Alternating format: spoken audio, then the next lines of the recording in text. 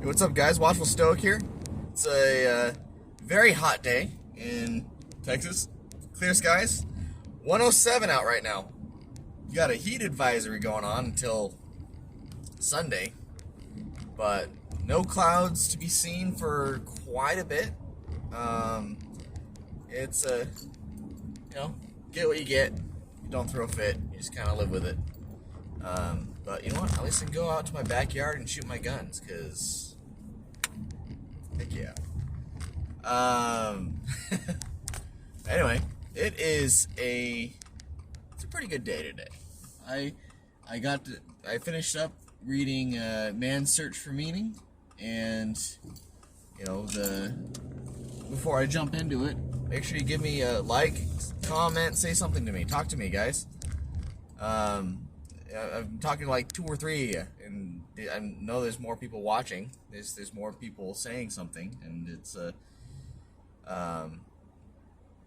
it's really cool to see what kind of insights you guys have and how you guys react to the various stuff I'm putting out. I know some of my stuff is kind of nonsense, and sometimes I'm nonsensical, but when you read the actual source material, it makes quite a bit more sense.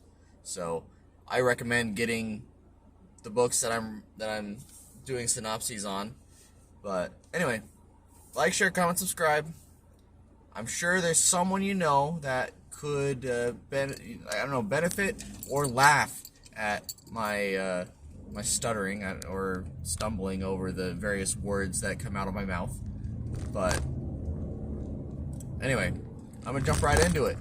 So this last section started off there was this last bit, and then there was a section. There's the afterword. The afterword just goes over. It's just a biography, very simple biography of Victor Frankyll. So he studied under Sigmund Freud, and he had he had a paper published by Freud. So this guy was actually associated with Sigmund Freud, which was really cool. But anyway, the last bit of the book said it was talking about it said it was a tragic case for optimism, and it posited the question: how can we find optimism and happiness and positive emotions in a world where everything just seems to be suffering, death, gloom, and destruction, and a bunch of negativity.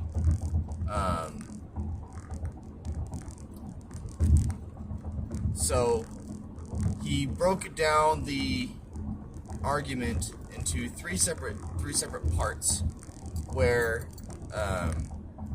basically the 3 primary reasons for dissatisfaction with existence was pain, guilt, and death. Because what's the point of existence if we experience pain? What is the point of existence when we are just feeling guilty all the time, 100% of the time? What is the point of existence if we're just simply going to die? That's the nihilist perspective. And really this is a case against nihilism. Nihilism is fun to explore, and there's certainly on a base level, when you just kind of accept the idea that nothing matters and that there's no reason to have hope, you kind of, this is just, it's like something in your brain just kind of lets go, and you feel less pain and you suffer less. But that doesn't take away suffering. It doesn't take away, those things. It's just you tend to be in a more satisfied state because what you expect is what you're getting. And if what you're expecting is nothing, then anything is better than that.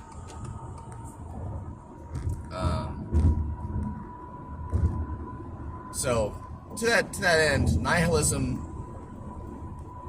has an argument, but the whole point of this particular section is to kind of throw off that argument of nihilism, and he goes about addressing it in various different ways. So to the point of pain, what is the purpose? Why should I bother with life? Why should I bother being responsible? Why should I bother doing all these great things and having optimism and like looking for a purpose if I feel pain? If I have to suffer, why do I have to suffer? Which is a great question. Really, what we should be doing with our pain is finding a way to bring meaning to our pain. We have to look for a way to bring meaning to our pain. Because suffering is inevitable. It is inevitable. We cannot avoid suffering. There are some kinds of suffering that we should avoid, and if pain and suffering is preventable, we should be doing what we can to remove the cause of that pain and suffering. Otherwise, it's just masochism. But the unavoidable pain, the unavoidable suffering that comes into our life, we need to adopt a positive attitude towards it. Bear it willingly, and bear it proudly, and bear it bravely. One of the comparisons he made is there were people who would give up and simply just lay in bed, and they would smoke a cigarette in the concentration camps. This is in the concentration camps. They would just simply lay in bed, smoke a cigarette, and that's how they knew that they just had given up on life, and they would be dead within the next 48 hours. That is a little bit of a cowardice. That's a cowardly way out, I guess, if you will. Is kind of how it was presented. And then you take that with someone who is going to go out to a ditch to get shot, and this is also concentration camps. Being able to stare the gun down and with a brave face accept the punishment and know that you're dying bravely. There's a difference between the two. And this kind of also ties into the death portion of it, but being able to bravely face what it is that you are forced to encounter with a good attitude and a positive attitude, and turning those painful moments into opportunities of accomplishment, saying, I overcame this, right? Because as life goes on, we accrue, and he calls them assets. Our past experiential assets. Is that, I don't know if that's even the right word. Experiential. I don't know. But basically, our past experiences are assets to our soul, or to our purpose. And overcoming that pain is necessary to grow and progress and find purpose. We need to qualify ourselves for our suffering, because as we're going to suffer to some degree, no matter what. It doesn't matter if you want to or not. You will have to suffer at some point in time. Moving on to grief or guilt. No, it's not grief. Guilt. What's the point of living and being happy, and what's the point of finding purpose if I'm just going to be if I'm going to just feel guilty all the time about certain things, or if because having guilt doesn't negate what you are capable of. Doing something wrong doesn't mean you are incapable of fixing yourself and becoming a better person. He gave a speech in a prison, and he said, I see you all as human beings and not necessarily as prisoners. You guys did something. You guys, as humans, you chose to do something wrong, and now you have to deal with the consequences of it. But I believe in you all to be able to overcome your circumstances. You know, I'm paraphrasing here. I don't know I don't have this memorized, but I'm paraphrasing. But basically, you all have the ability to overcome your circumstances. You all have the capacity to become something great and have a great purpose in your life. And that moved a lot of the prisoners to really, I think a few of them developed a group, like a logotherapy group, in order to help each other find purposes and meaning in what had happened, and how they can move forward and grow. So pain we're supposed to establish as our accomplishments. Guilt is supposed to lead us to developing ourselves in different ways of morality. And again, morality is not necessarily religious. Morality is, I guess, morality is more spiritual than it is religious.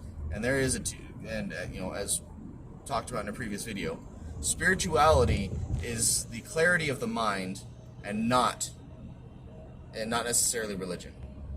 Spirituality is about growth and progression in terms of being aware of who you are and what you are and which way you're going. That is what spirituality is. Or at least that's my definition of spirituality. I don't know if anyone necessarily agrees, but that's the definition that I hold. And that's the definition that I act under. So going back to this whole why does it matter, the triad of like the triad of unhappiness, or he calls it something else, the depressional triad. I don't know. I'd have to look it up, but I'm driving right now, so it's not the greatest opportunity. But it's a triad of things. So you got the one, your pain and your suffering is meant to serve you. You need to champion those as being accomplishments, and finding purpose in that suffering and qualifying yourself to that suffering. Two, whenever you feel guilt, that is a good way. That's your brain telling you, hey, look, I don't necessarily like this. This is immoral. We need to overcome this. We got to change. We got to become better people. That is what guilt is for. That you need to use guilt for the effect of changing yourself. And then death. Understanding that our purpose only becomes clear, and the meaning of our lives only becomes clear at the very end of our lives. Being able to look back and see everything that has transpired, and being able to understand, this is why this happened, this is why this happened, this is what benefited me, this is what didn't benefit me, this hurt me, this helped me. I have these accomplishments, I have these things that I did. Being able to look back at the finality of your life and say, this story of me was significant, and the purpose was great, and the purpose was this. I did X, Y, and Z. That, having a finite end to your life, to your mortal coil, is essential in being able to live a life of purpose. And one of the things he said that I really liked is, you got to pretend like this is your second time living, and what you're about to do is what you did wrong the first time around. And living life as if under that assumption, just living life as if you're doing it over again, like it's Groundhog Day, for example, and trying to live the perfect day. Groundhog Day, guy gets stuck in a time loop, and he's the only one that understands. I've seen ranges of time between like a couple thousand years or a couple hundred years to as many as 2 million years being stuck in this time loop. I can't imagine being stuck in that loop for that long and just simply, I don't know. Some people would just go mad. But he did go mad, and then he fixed it. I don't know how, but he did. But yeah, no, it's crazy. One more thing that I really want to touch on, because I'm getting low on the time here. There was a neurosis disorder that affected mass amounts of people, and that it had 3 specific attributes. It was depression, aggression, and addiction.